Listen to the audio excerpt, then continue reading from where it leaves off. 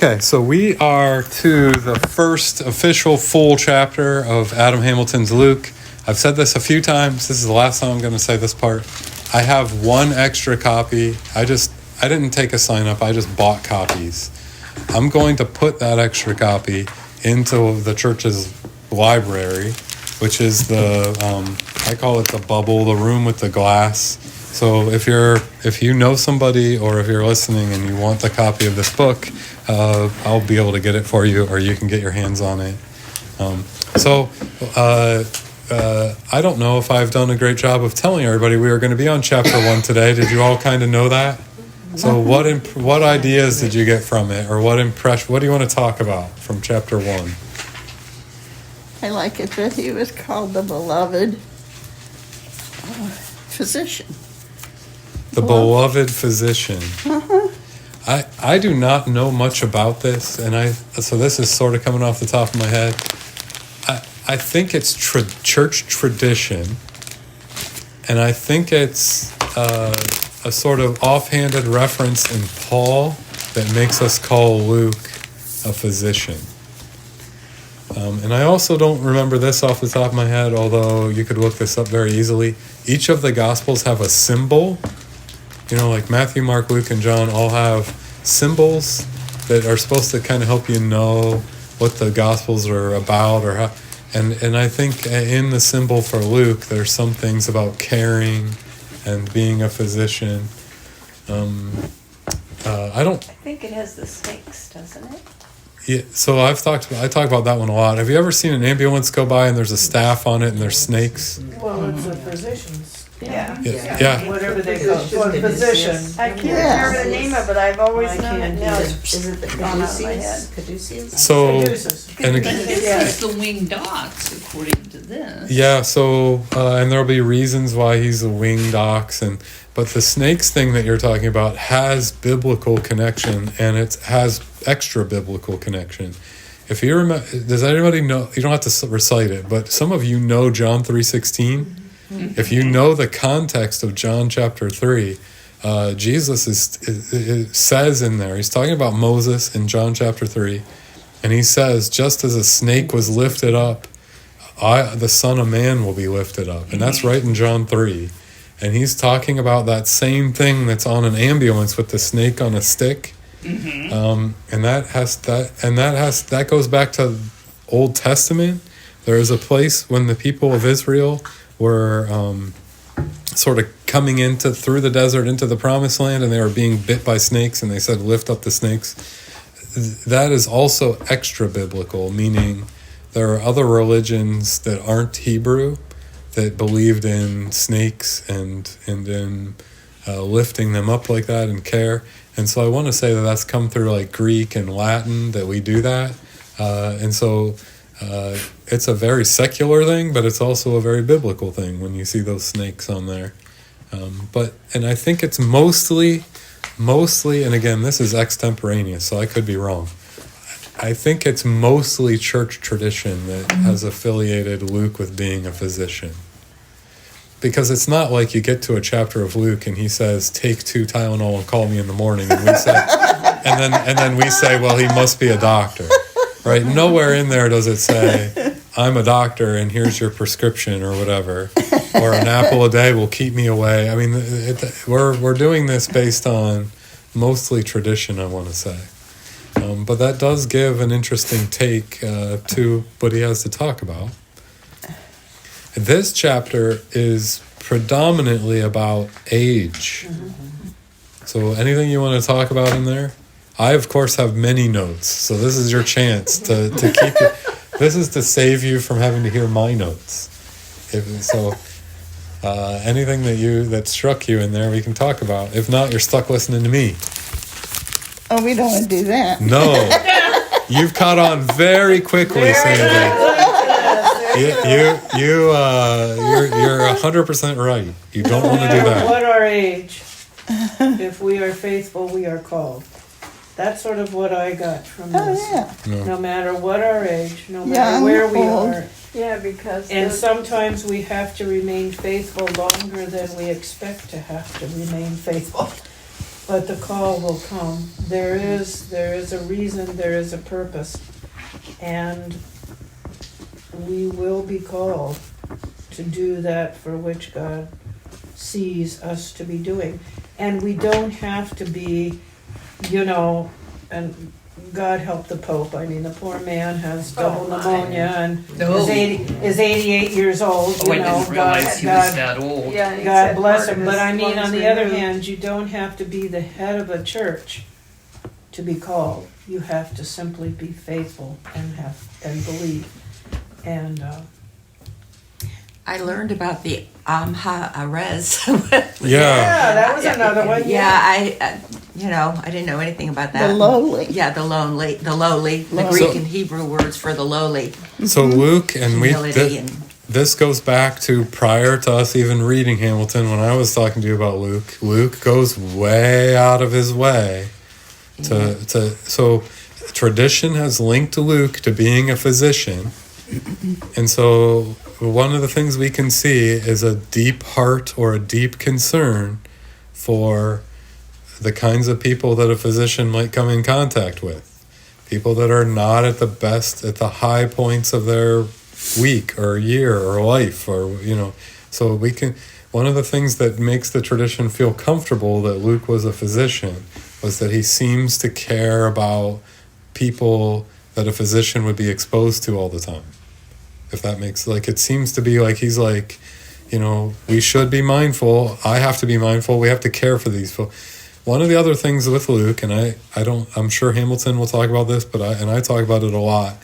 We have the added benefit with the Gospel of Luke that we have the whole book of Acts to help us know what Luke is talking. Lutherans have a handful of things that we say are really important, and I reiterate them all the time. You've heard me talk about this one. We'll say Scripture interprets Scripture. So we don't like the proof text, meaning we don't like to just say, for God so loved the world, hey, that's the whole answer, that's it. Because if that was the answer, that's the text we would have. We have all of it. And one of the biggest benefits to Luke is that we have Acts that we know was written by the same person, by Luke. And so we can say, well, if he talks about this in Acts, that helps us understand what he's talking about. What Luke thinks is really important is where Jesus saves us, where salvation happens. I've talked about this one too. In the other Gospels, Jesus saves us when his life is given. In Luke, Jesus saves us when the healing happens. And then the question becomes, well, really cool that Jesus saves us. Why won't he, we've listed some prayer requests before we started today. Where's that saving? Where, Jesus should show up, and if where he saves us is where he heals us, and of course a physician's going to think that's where he saves you. If that's where he saves you, where is he today? Well, this is why Luke has Luke and Acts. Because he then says, well, Jesus has built a whole community of people who continue this caring and saving work. And anytime they do this, that's God's work. So, I'll try to come at that another way. Physician, so cares a lot about people being cared for. Jesus we know that Luke cares about the way Jesus saves because when he tells stories, the saving happens in a different way than in the other stories. We can see this. And it happens right when Jesus, we have these lectionary texts in church that'll say the crowds are pressing in on him and he healed and cured many. That's when they're saved. And then the question for the church or for people of faith, like the disciples, became, well, Jesus died, Jesus rose again, the road to Emmaus, Jesus appeared, but then he ascended into heaven. Where is he? And so Luke goes way out of his way to write a whole second book that says, well, this is where he is. It doesn't just have to be locked into Jesus doing it, that Jesus builds a community of people that do it in his name. So that's a lot of threads I'm trying to tie together there to sort of say that's what the Bible, that's what the story, the accounts of Luke are doing. I think I dropped this line in the sermon last week, and I've dropped it in here, I don't know how many times. When I get Luke, I tend to get more people saying, well, why are you always preaching about poor people? Mm-hmm. Down and out people. And so in this chapter, Adam Hamilton, chapter 1 of the Luke book, is picking in particular age, people with a different age. There are places in the Gospels where Jesus interacts with children or has an interaction with his disciples about children. And so you've all heard that sermon that tells you children were super vulnerable and not really cared for. And the reason why he's really bringing that up here is because he's focusing on a lot on Mary, right? And Mary's youthfulness. Luke is the only gospel that tells us the most detailed gospel on Mary's Age. Mary's age, but Mary's pregnancy. So we use the lectionary here, which means every year we use a different gospel and we sort of cycle through them all. We're in the year of Luke, but every Christmas we always get the Luke readings. And if you ever sit back and, when I was a kid, I did not go to church much, but these were the kind of questions I would ask. Why on Christmas are they always telling me the Luke story? Why is it always from Luke? Because that's the one that has it. That's right. The other ones don't have it like this. And so, Luke is the one that tells us about the manger and the inn and the Bethlehem and the Mary and the Joseph and the... And have you heard that it told another way that Mary, that they had to have an awful room. There weren't any rooms at the inn, but I guess the person that owned that inn was well-to-do, and so they had a decent room. That's a whole other story that somebody's telling. Have you ever heard that? St. Stephen has gotten stuck listening to me preach this one twice on Christmas. So once I talk about it, everybody will probably be like, yeah, I've heard this before. The likelihood is that when we've done archaeology, not me, when people have done archaeology of this time, so they can go back under layers of like cities and then date when that happened. When they find homes back then, they have a very distinct setup. So they have the home would basically be like this room, and then they had up on the roof a guest room. And I've done this in sermons on Christmas twice. When they come and say there's no room at the inn, that word that we translate in the story is the same word later in Luke that's translated upper room. It's the same exact word, but we're using it in two different ways, but it means the same thing. What they're saying when they knock on the door is, the place where we're supposed to host you, which is your own sort of room up on our roof, is occupied. But when it says he's born in a manger, the archaeology of these rooms has been that the house is, let's say it's this room, had a raised section where the family would sort of live and occupy, and it had a lower section where animals were brought in for safety and for warmth during the night. Where Jesus is born is actually right in where the family is, not up on the roof, not in the guest room. He was born, the manger is dug right into the raised part. So the room, I don't have the drawing right with me, but I've put this drawing out. There's like a dais that they lived on, and they would bring the animals in and they would live in the animal. And right on the front of the lip of the dais was a cutout manger, so the animals hay, and Jesus is born right in where the family is. And so I've done this one as a sermon, I don't know how many times, and I've done the whole thing where I tell you, this means that Jesus is born in your family, in your gathering, not out back, not away.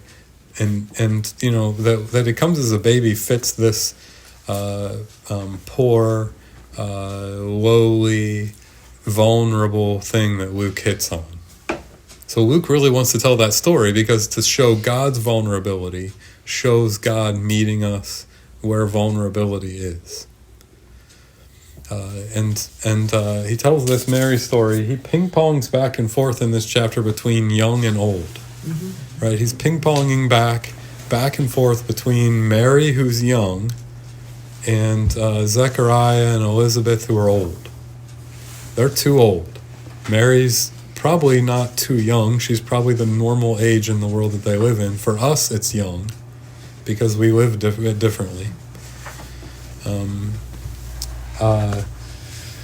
One of the notes that I wrote here is, and you all should interrupt me and ask questions or talk about things that you saw in the chapter. We now live in a culture that's 180 degrees, meaning a complete turn from the culture of the Bible. We in the United States especially are consumer pushed on youth all the time. Youth and youthfulness are pushed on us non-stop. So much so that it happens and we don't even really think about it, but it gets into our souls. And I'll give you lots of examples of what I mean, but I watched the Grammys. Grammys are always to youthful people that are the new thing. And anybody who's aged out of it will have dozens of surgeries to look like they're back with the young people. I can't watch. There are shows that I can't watch anymore because the person who's on it, usually it's women. Sometimes men, but very, very often it's women. They've aged out. They're like 30, and they've aged, I'm using hand per quotes, aged out of proper roles, so they feel the pressure to have all sorts of procedures done, and I will watch it and be like, well, I wish they just looked like themselves instead of Vanna White. Yeah, all of them. But I'm not. It's not Vanna's fault. It's not Vanna's fault, or it's not any.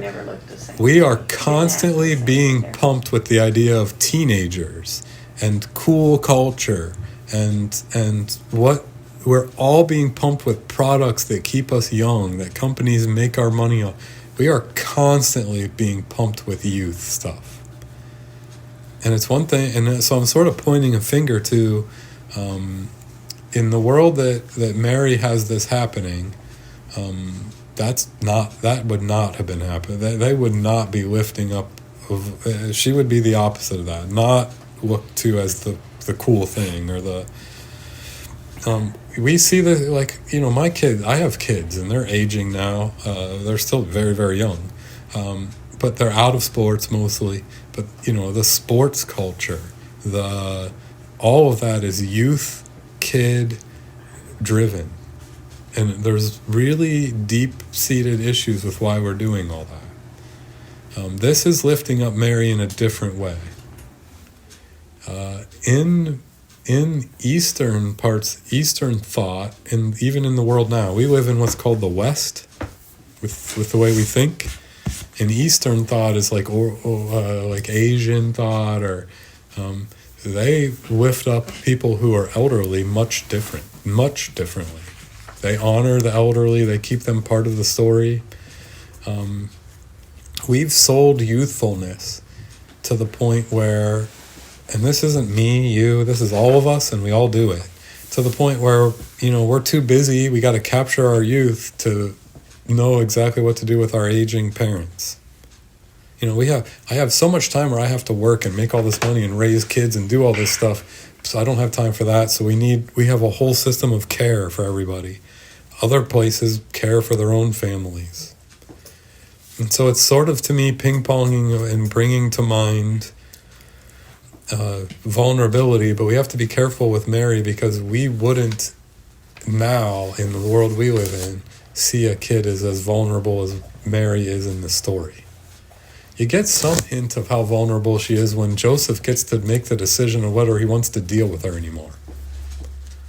I put that in pretty crass terms, but he could basically say, forget her. Well, it goes back to all things are possible with God, though, too, because he is visited as well. His decision isn't just his decision. Matthew tells us that. Matthew tells us about Joseph. Luke is not as clear about that. But Luke emphasizes the vulnerability of Mary. That doesn't mean it's not in there. But we know It's in here. we know that because we know the other gospels. Joseph's story and Joseph's emphasis is in you're right, it's God working through all of them. Yeah. But I think because Luke highlights the vulnerability, that it's important in Luke to stick with the vulnerable part of this, not the next time we're going to do chapter 2, and so we'll get to talk in this group. This will be a fun talk. We'll get to talk about women and how they're treated, because that's what the next chapter 2 covers that. There's a little bit going on here, though. Yeah. When you're talking about the age, Yeah. it did hit upon the fact that, but this is more so for women than men. You know, like on TV, I mean, on the news, okay? You'll see an awful lot of older gray-haired men. But as soon as that woman starts to, her time is... She'll have to have 10, That's 15 what I'm saying. surgeries to fight it that's off, kinda and she'll pointed out lose. Here, I think a little bit too, and I think, but it's still, I think, to me, embedded in this, And I was just think things are possible with God. Some of the Young older, and old, and we always have to remind one another of And the there's- fact and there's a that we were connection. young before we got old.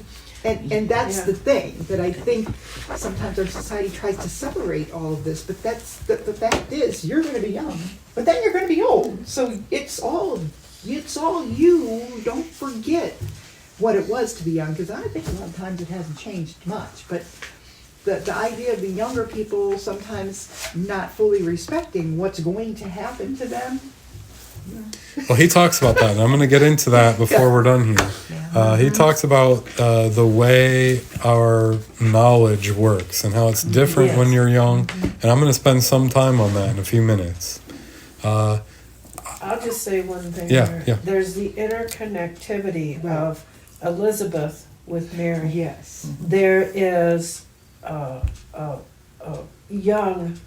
the young person going to her cousin Elizabeth, who would be elderly at the time, and there she is. And here, it's amazing how God worked through Elizabeth to bring around John the Baptist, who was going to tell of the forecoming of Christ, and how there is that respect and that love that's shared between that older woman who never thought she would have a child and the young woman who is just beginning her life and is being told without marriage she will have a child. So that, I think, is a relationship that needs to be nurtured as well, that we don't nurture in our society all the time. I think what's very important with the gospel is that you this is the part that I don't like and none of us should really like. It should, when you hear it, make you feel like it's pushing you. I don't know if many of you heard this, but prior to us starting, Jackie showed me a book, and we were talking about that quickly beforehand. And the part of what this book, I did not read it, so I don't really know. I've seen it before, but I've never read it. Is that we've become a culture and a people who take what we like and drop what we don't. And that happens with faith too. And we're our own light, and we just, whatever works for us is what we do. The gospel should kick against that. For it needs to be internal. So it needs to be like, I've heard God's voice, or I've felt the Holy Spirit, and that might look different for everybody. So I'm not dispelling that it is internal, but it should also be external in that it should sometimes feel like it's pushing you. And so the reason why I'm highlighting that we live in a culture that's different than the culture of the Bible is because we might lose that this pushes us in some ways. The only way for God to save us is to cure, is to heal. The only way to be cured or to be healed, hey, we do prayer requests before this starts. I'm not going around and naming names or whatever, but we named things that we have going on, or other people we know have going on. The only way from point A to point B is stuff we don't usually want to deal with. Like people like doctors, Luke, physicians, poking, prodding, working, and trying to get you from here to there. The gospel tries to do that. We just don't like it.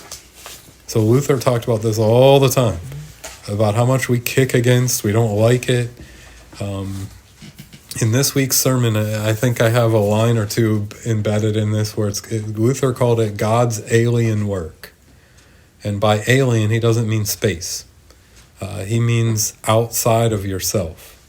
That it can't always be. And so we talked about all things being possible with God. We're talking here about how God fills the lowly, Mary, Elizabeth, Zechariah, John the Baptist with God's presence. And that is a thing to always have confidence in. But we also have to know that it's both. That it's also a thing that pushes us and it's external and wants our attention on things that aren't always easy for us. My sense is that in 2025, we've slipped into the part that's for us and that we all love, but the part that asks us to be or do something else is often to become now such a challenge that we don't do it. This is what absolutely 100% creeps me out about being a pastor. This is the thing that is the hardest part of it and that I have never figured out. Because to talk about something that's other than you and that we all are disciples and we're all supposed to be growing and that it can't be the same as it was 5 years, 10 years, 20 years, that God's always pushing, making new. People don't like it and they quit. And I haven't found good ways to know how to, we're supposed to be in here caring for each other and also know that, life means that you will not be the same tomorrow as you are today. And for that to happen and for it to be God's work, we face things we don't like. And then when you try talking about them, people quit. But in the midst of them, we all know we need God's care. And so we could all think of all the requests and all the stuff. It's just so difficult. I mean, you know this. Try to talk to a neighbor or try to talk to your kids or grandkids or people you care for, or, whoever, and try to tell them the thing that they don't agree with. We're real troubled on this right now. The more anxious people get, the less likely they are to hear God's alien work, something outside of themselves. We are, in my memory, at one of the most anxious times societally that I can remember, which means people will not listen to something. The more anxious we get, the more we sort of pull into ourselves and say, I need help, I need help, I need help. And I know that, and then people will not listen to something that asks you to look to something that you don't know. In the Bible, what they're being asked to look at is shocking. To be asked to look to Mary, to be asked to look to that is hard. And the disciples hear it, look to it, move, hear it. That was hard in Jesus' world. I think it's super hard in our world too. So it is not going to work, in my opinion, and it's just my opinion, to scream at somebody about how to vote. Lord no. It's not going to work. Politics and religion. It's not going to work. To stand up front and say, read the Bible the way I read it and scream at everybody is not going to work. Because when we're anxious, we're just not going to hear it. But the Bible is constantly pointing all of us to stuff that's discombobulating. It's the law. It's the way. It's God's work that says this is the way things ought to be. And when we see that they're not that way, it's meant to make us be prayerful and hopeful, but we're not anymore. We just move on.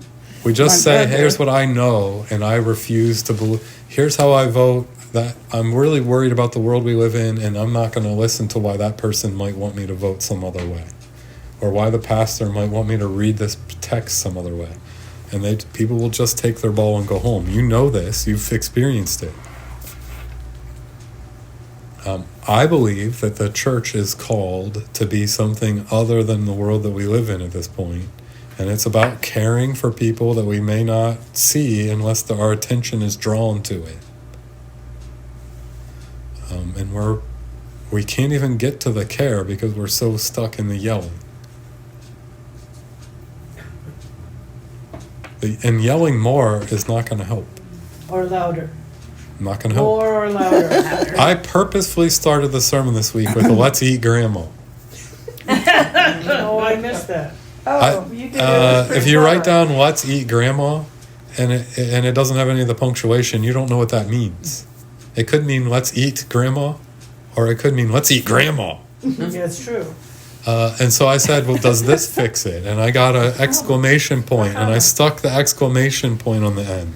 And I said, does this fix it? If you yell it, does that fix it? No. What fixes it is those little small details down in there. And the small detail is the one that you would overlook otherwise. And that's Mary. And that's Elizabeth. And that's God's alien work. That's saying, down inside this tiny thing is what you are asking me for. But usually we're just too into ourselves to see it or hear it or know it.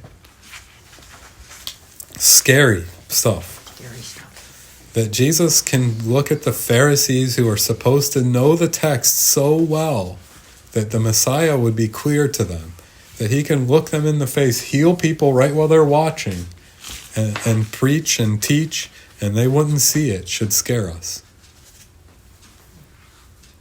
That Mary could be in our midst and we wouldn't care for her, should scare us. This is very Lutheran when I'm talking about the law. We are to fear and love God. Fear, we should be scared of what, and then love God in confidence that God loves us anyway. It's okay that we're not great at this, but keep hearing we could be better. We could be better. Let's get to do better. Very Lutheran, very biblical, but lots of stuff there. I wrote notes on the fluid. He called it fluid and crystallized knowledge. And use Tom Brady as the... And I don't know how I feel about that, but okay. Well, I thought the same thing. Yeah. I thought, seriously, football? I get it. It made sense, but it does, but I mean... it'll blow people's mind, and I know that it's wrong. By the time Sunday comes, because people expect it. If we get to that point in the bulletin and it says sermon, so you have to say something. For the whole week beforehand, I've wrestled with every possible story to be like, is this the right one?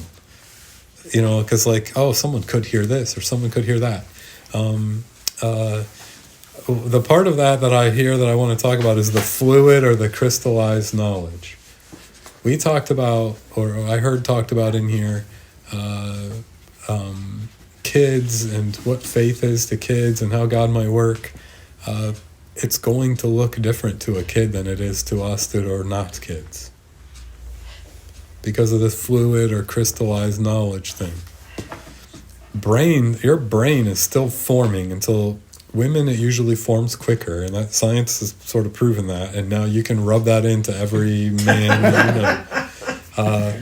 Into your 20s, males especially, into your 20s. And when your brain is still developing and still forming, the way that you have knowledge is this fluid thing. You're still learning, you're still experiencing. Have you all noticed how fast time goes? The older you get. older you faster get, it Why? goes. Why? Because I think when you're little, you're just living. It's fluid and crystallized Yeah. knowledge. Now the difference is that we've all done the thing where we're like, if I could go back and tell 15-year-old me what I know now, what a difference that would What a make. difference my life would be. That's crystallized speaking back to fluid. What one of the things that we're presented with when the gospel tells us that God can lift up Mary and Elizabeth means that God can work in both the fluid and the crystal thing. And that it's important for us to it's crazy to sit with kids and blame them for being in a time of fluid knowledge. It's kind of ridiculous that I do it. We all do it.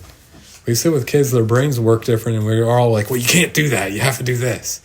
It's crazy for us to sit with kids and expect them to be something other than a kid. But we do it. And I think kids, because we live in a culture of kids aren't real aware that this will all happen to them. This crystallized, like, I've been telling Kate, my wife Kate, lately, that I am well on my way. I am well down the path to being a curmudgeon. I'm sorry, Kate, like, but I am well on that path. I see it, and I don't want to be it, but it's coming. And that's crystallized knowledge that may or may not always be right, but that is like, hey, I've experienced this one already. So here, so I'm angry about this because I've already been here and already done that one. A curmudgeon, right? Like if A Man Called Ove, if you've ever read that book, is the quintessential curmudgeon book. I'm on my way to becoming that. That's a must read, by the way, that book. It's not a Bible, but it's a good. Man called. The book is called A Man Called Ove, O-V-E, and it's about 10 years old. And there's a Tom Hanks movie that's called A Man Called Otto, which is the same. It's basically told the exact same way. It's based on the book.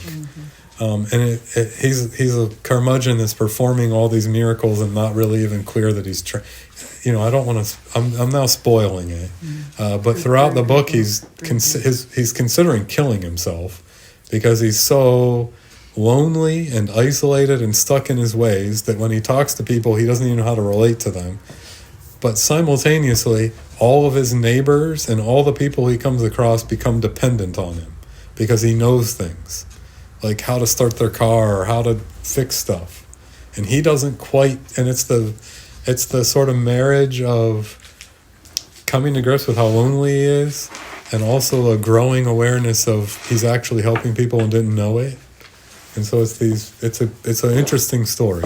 It's a Scandinavian story.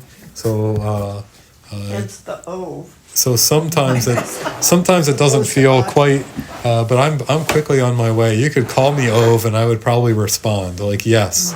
Yeah, I'm becoming that guy. What's the name of that? A Man Called Ove, and it's very readable. Sometimes I recommend books and it's like they're dense. It is. It's just wonderful. This is the kind of book, if you're a reader, that you can sit down and read in a day. Monday. Oh, really? And if you don't, that's not a guilt trip. It can take you a week. But it is. It's not a hard long, book. It's not. It's a powerful book in its simplicity. So it's an easy book to recommend because I'm not giving you some big 1,000-page tome. And I'm all for encouraging reading. So this crystallized and fluid knowledge. I'm getting well past how long I'm supposed to keep you on here. Was part of this chapter, and we can go back and talk more about this chapter next time. But we'll also look at chapter 2. A lot in here, and hopefully. It's linking what we talked about when we studied Luke. Hopefully it's linking the lectionary when we hear it in church. But hopefully it's linking to your own lives some too, right? Hopefully all that stuff's happening. So we'll do chapter 2 next time. And yes, it's all about gender things. So that ought to be fun, right?